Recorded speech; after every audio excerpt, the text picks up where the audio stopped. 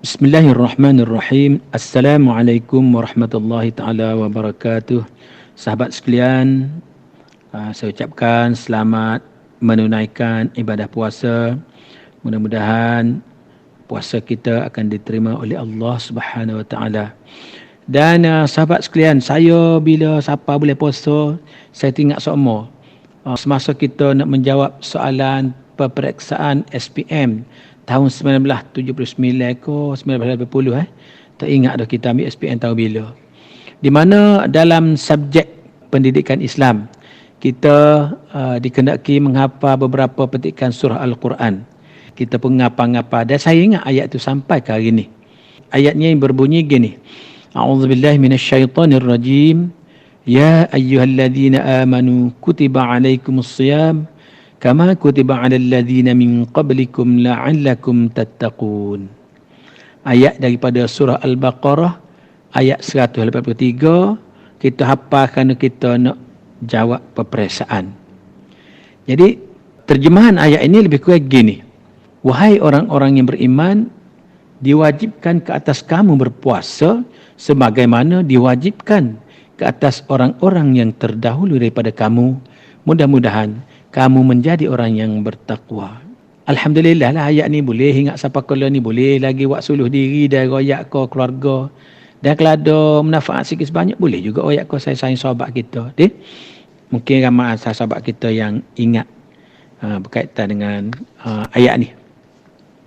Baik sahabat sekalian, berkaitan dengan ibadah puasa kita ni dan saya kaitkan dengan ayat yang dibacakan sebentar tadi. Daripada natijah keseluruhan ibadah puasa kita ni, Allah nak lihat kita ni ataupun nak jadikan kita ataupun final daripada puasa kita kini, Allah nak lihat bahawasanya kita menjadi orang yang bertakwa. Gapo sebenarnya bertakwa ni? Sebut mudah tak? Saya teringat juga kata-kata Ustaz Mak Ismail, Ustaz Mak kita lah mengajar subjek pendidikan Islam ni. Dia kata takwa inilah taat dan patuh. Bahawasanya natijah hasil daripada kita berpuasa ni matlamat akhir nanti kata lihat ialah menjadi orang yang bertakwa. Jadi orang bertakwa ni gapo dia lagu mana? Sifat dia lagu mana? Jadi kalau kita nak tahu orang yang bertakwa ini, untuk lahir sebagai orang bertakwa kita kena tengok dari segi ciri-ciri dia. Gapo ciri-ciri orang yang bertakwa?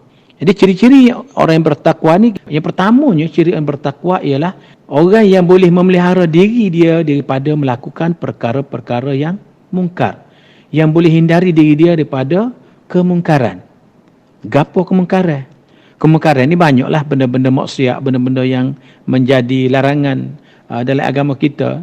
Benda-benda yang menjadi kemurkaan Allah Subhanahu Wa Taala itu dikatakan sebagai benda yang mungkar. Tak payah sebut, mungkin kita tahu belaka dah tak. Jadi, apakah selepas daripada puasa nanti kita mampu melakukan yakni memelihara diri kita daripada melakukan perkara-perkara yang mungkar. Maknanya, kalaulah kita berjaya menghindari daripada perbuatan-perbuatan yang mungkar, maka itu menunjukkan bahawasanya kita terlahir sebagai seorang yang mempunyai ciri orang yang bertakwa. Kemudian yang kedua, ciri orang yang bertakwa ialah orang yang sentiasa menentang hawa nafsu, melawan hawa nafsu yang ada dalam diri dia.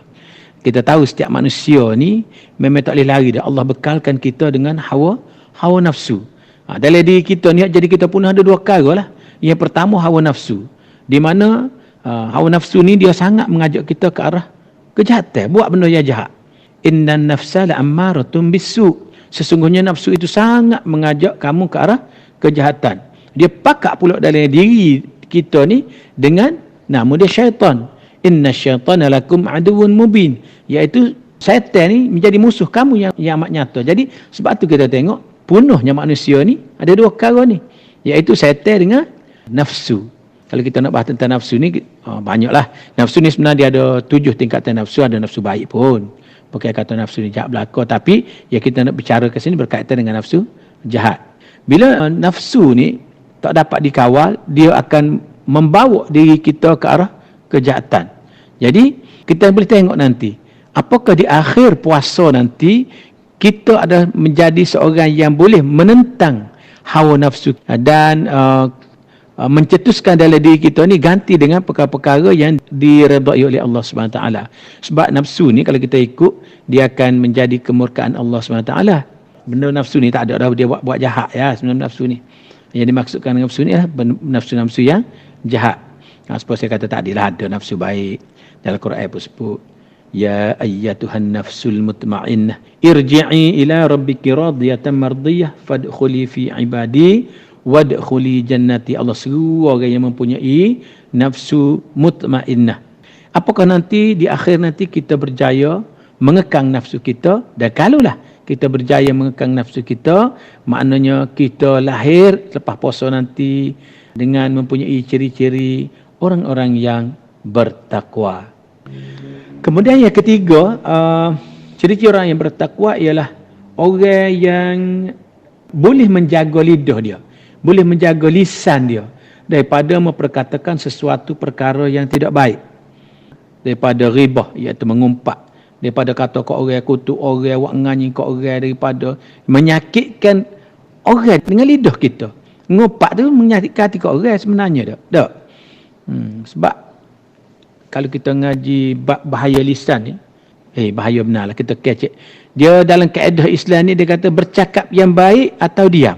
Sebab lisan ini sebenarnya boleh membawa kita ke neraka. Ingat kisah seorang Tino, puasa kuat, zakat, haji, semaya sunat tak serah, ya Allah tak berhenti duduk semaya, menunaikan segala bentuk hak wajib tentu dah dia buat. Hak sunat-sunat ni banyak yang dia lakukan. Tetapi sahabat ni ada sikit kecacatan dia.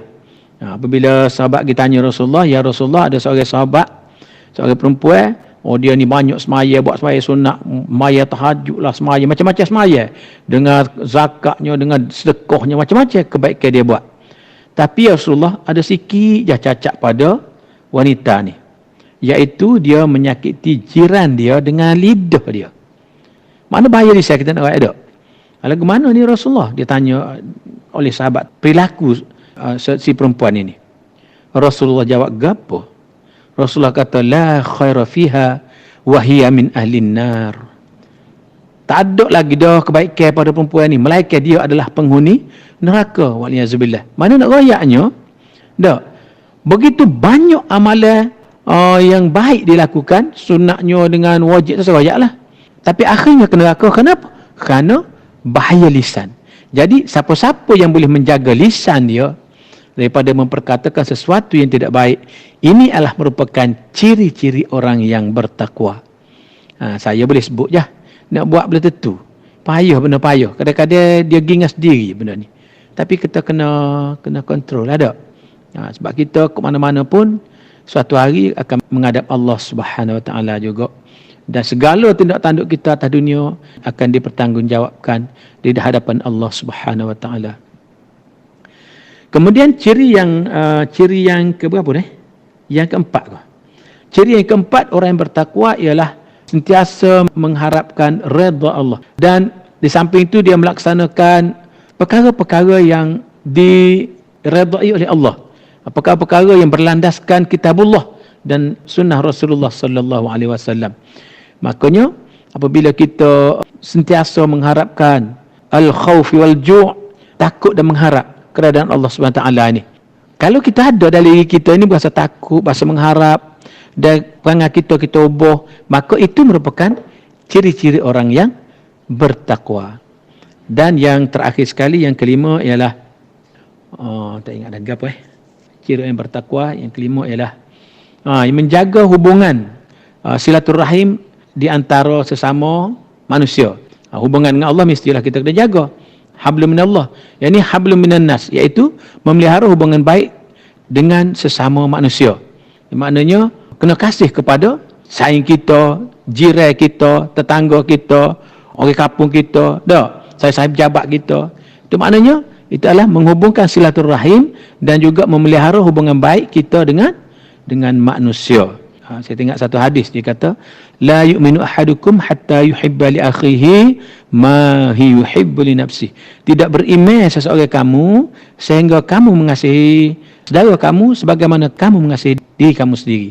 Jadi inilah antara ciri-ciri orang yang beriman yang nanti selepas daripada puasa nanti, Ramadan nanti, kita boleh lihat bahawasanya ada ke tak benda-benda di diri kita. Kita tak payah korek, kita sendirilah yang tahu.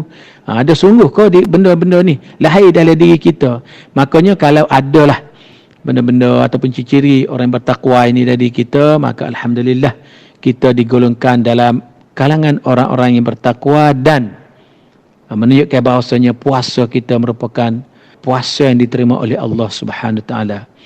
Minta maaf banyak saya sahabat, ini hanyalah celoteh ringkas sementara menunggu buka. Tak ada aktiviti lain, kita buat. Daripada buat bulan puasa ni, kalau buat koksi-koksi dia menimbulkan mudarat. Saat ni lah bahaya lisan saat ni. Daripada benda-benda yang tak baik kita kecek benda-benda yang agak baik. Gitulah. Minta maaf banyak sahabat, kali sudi dengar tak sudi tak apa tutup lalu. Tak ada pasal. Ini sebab kita kata bertukar-tukar pendapat. Jadi yang baik daripada Allah Subhanahu Wa Taala, yang tak baik itu daripada nafsu saya sendiri. Wallahu a'lam. Assalamualaikum warahmatullahi wabarakatuh.